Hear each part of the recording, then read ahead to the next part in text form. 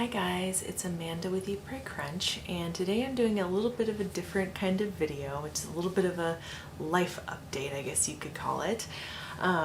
This last Thursday morning, my grandpa passed away.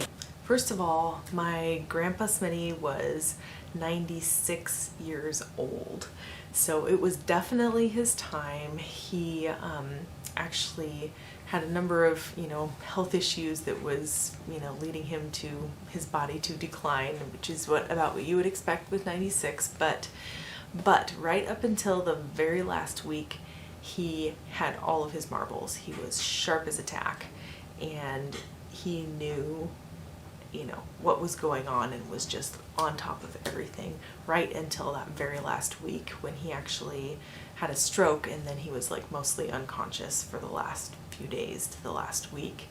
But I think that because he had been so conscious, it was probably a blessing in disguise that he had a stroke and was unconscious, because that caused his whole passing to be an extremely, extremely peaceful one.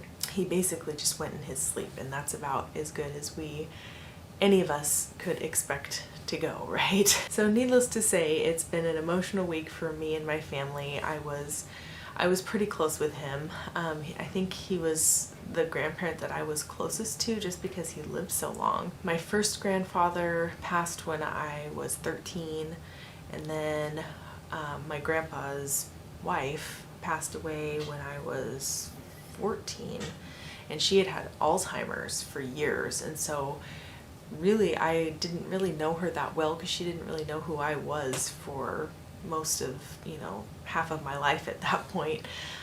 So unfortunately I just never knew her very well. And then my grandma on my dad's side, I was very close with her too, although she ended up developing dementia towards the end of her life. And so, she was not all there for the last, 5 years or so as well.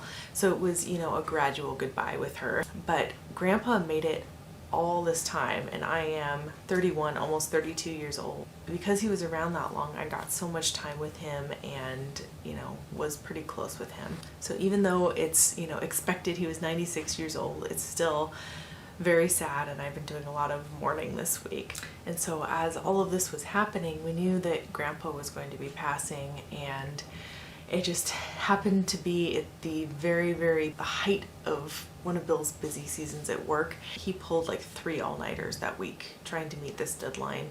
And it wasn't just him, like it was everybody at his work working that hard. It was insane. And right in the middle of that, the night, we had been told that Grandpa was going to last probably one more day. And so we thought that, we'd be able to get together, Bill would be able to finish his project. My grandpa lived in Portland, and so it was, and we live in the Seattle area, so we wanted to get down to Portland, which is about a 4-hour drive. And so we thought maybe we had one more day. I was gonna go by myself, but I really didn't want to do that drive by myself when I was emotional and tired and stressed. So we were trying to make it work so that Bill could come with us, and I could bring the kids with us too. Because, I didn't know how long we were going to be down there. We didn't know how long of a process it would be. And I just wanted to have my kids nearby, especially since Sophie is still nursing and everything. So in the midst of all this, I was, doing everything by myself, since Bill was basically at work most of the day. Every day he came home to sleep for a few hours and would go back again. I'm so thankful that my mother-in-law was there for 1 or 2 of those days helping me out, and I don't know how I would have done it without her, seriously. Especially because on top of all of that, we had a huge windstorm the night that I was packing for us all to go for the next morning. And the power went out that afternoon. It went out at like 2 in the afternoon the day before that we were hoping to leave. And it stayed out all night, and it did not come on until 9:30 the next morning. And that night, Bill did not get home until 1:30 in the morning. And so thankfully that was one of the days that my mother-in-law was there helping me, because I don't know how I would have done it, trying to pack and deal with 2 little kids, and they weren't napping because my son has a really hard time with, if things are out of the normal routine, he has a hard time. And so, the power was out, so his nightlight was not on, his fan was not on, and so therefore he did not nap. Normally Sophie will do 2 decent naps during the day, and she did like 1 half-hour nap that day. It was an insane day. You know, I got a lot of the packing done, but because the power was out, I had been planning on doing like 4 loads of laundry that day, but the washer went out halfway through washing the cloth diapers of all things. All of that time, the washer was full of half clean, half dirty. I'm an optimist. I'm going to say half clean cloth diapers. And, you know, the power was out, so it was just stuck, you know, with a washer full of water. And so I couldn't do all the loads of laundry that I needed to do, to prepare, to pack. It was insane. And so, and it's getting dark at 4:30 in the afternoon now, being that it's so close to the solstice now. It was just like one thing on top of another. So basically I couldn't get all of the laundry done that I needed to get done in order to pack. And that night, Bill did not get home until 1:30 in the morning. And my mother-in-law had left at like 9 p.m. that night after we put the kids to bed. And I say in quotations because, like I said, my son Alex has a very difficult time having, you know, no nightlight and no fan going when he sleeps. It really helps him sleep. And so because the power was out and it was like completely silent, he could hear every footstep, every, you know, movement I made going around in the house. And so he basically just didn't go to sleep. So between the time my mother-in-law left at 9 p.m. until my husband got home at 1:30 in the morning, Alex was awake that whole time.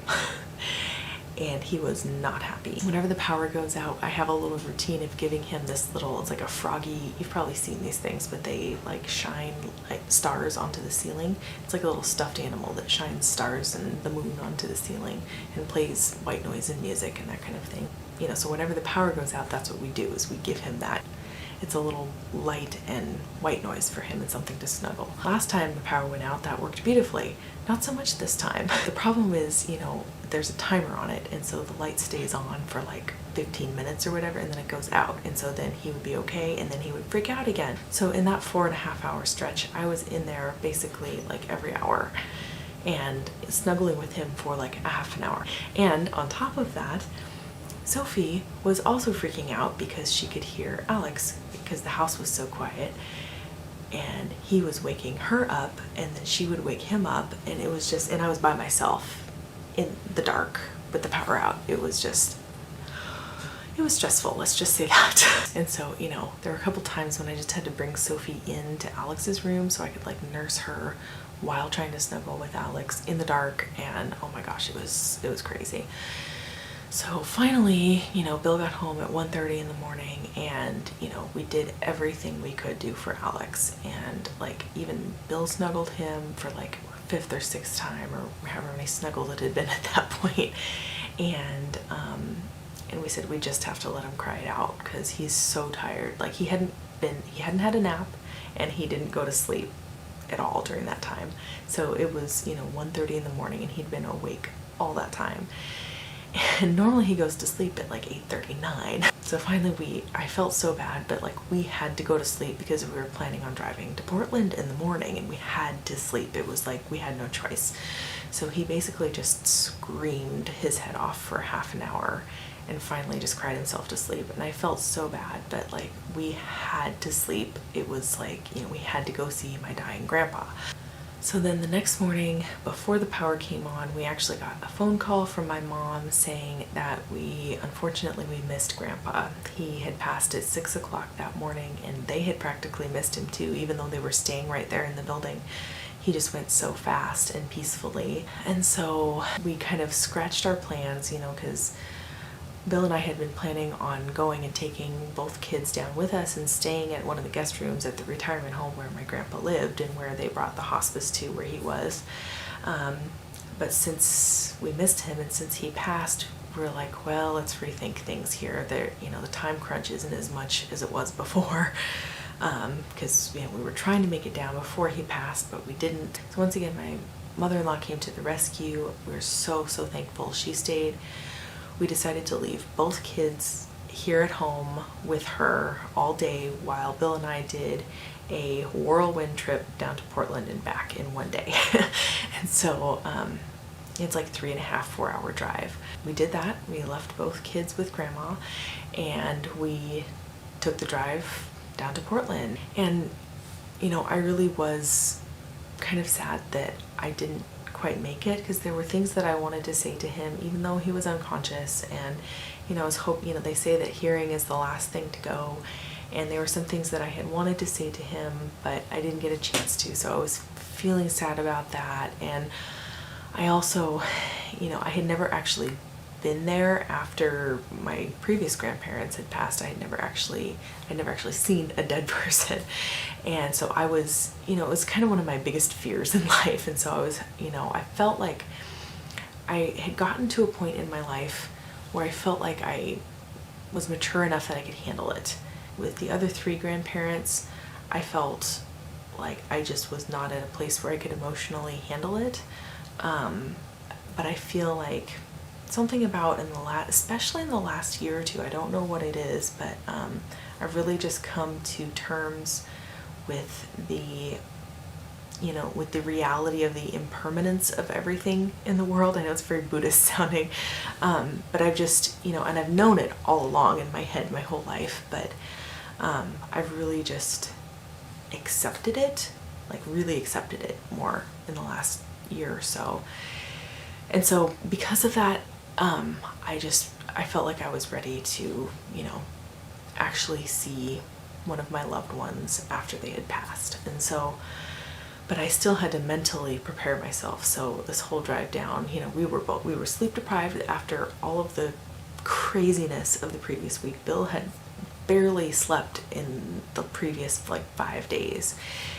And so, you know, he was running on fumes and I was running on fumes, and was just, I had so much cortisol running through my veins. Just, I was so stressed from, you know, all dealing with the kids and trying to frantically pack, which we ended up not needing to do. And, you know, just dealing with like the fact that, oh my gosh, like my dear grandpa just passed away this morning, and just, there was just so much that I was processing, so much busyness, so much emotion going on during this drive down. And I drove since Bill had barely slept, and tried to let him sleep a little on the drive down. So we got down there in the afternoon, and my parents and my 2 aunts and all of my cousins and my cousins' kids were there.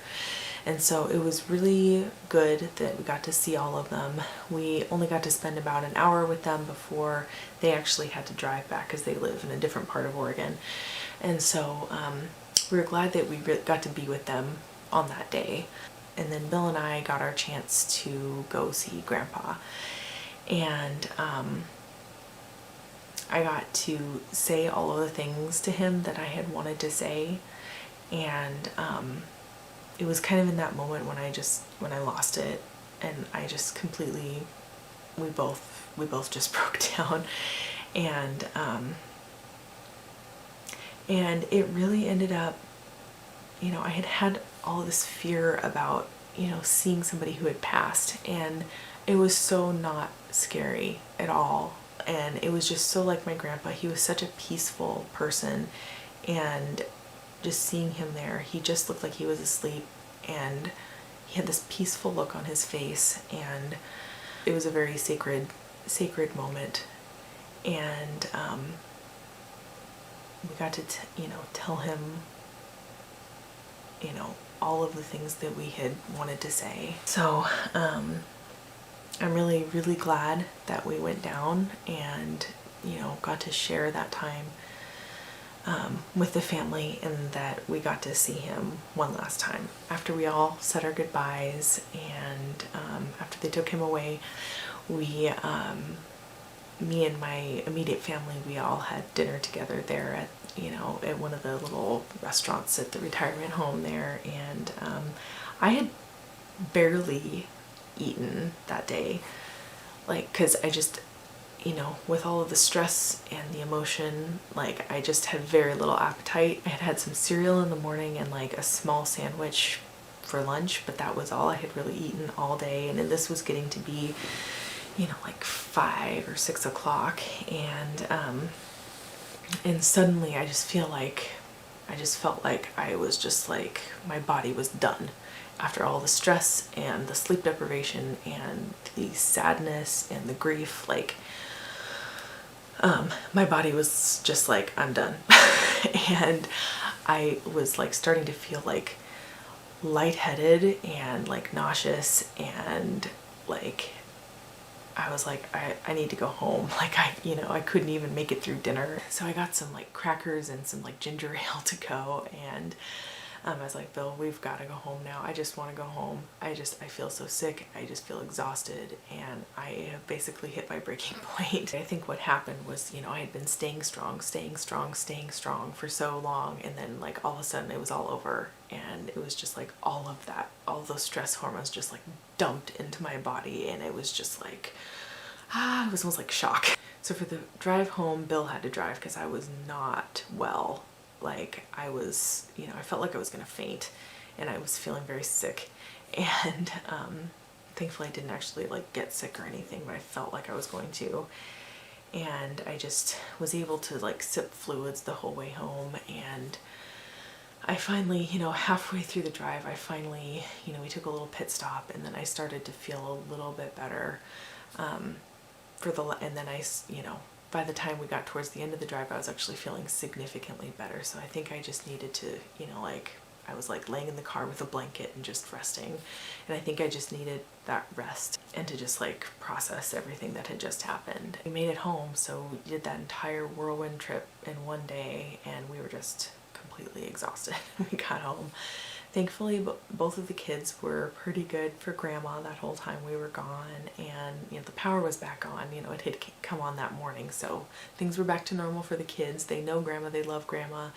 I think Alex knew something was a little off. We were telling him, we told him, he's 2.5, so how much can a 2.5-year-old understand? But we told him, he had met Great Grandpa and he remembered him, and so we told him that Great Grandpa was going to heaven, that he was sick, and ended up saying goodbye. We had to say goodbye to Great Grandpa, and he went to heaven, and that means that Mommy and Daddy and Grandma and Granddad are all very, very sad, and Alex is a little empath. He's a very sensitive little guy, and I think he knew something was up because as Bill and I were leaving earlier in the day, like he was like very clingy, like he knew something was up. And so when Bill and I got home, he was fussing a little, and so Bill and I both went in and just snuggled him. We just had this little moment of just like snuggling our son, just having this moment of like life and death, snuggling this new young person who is,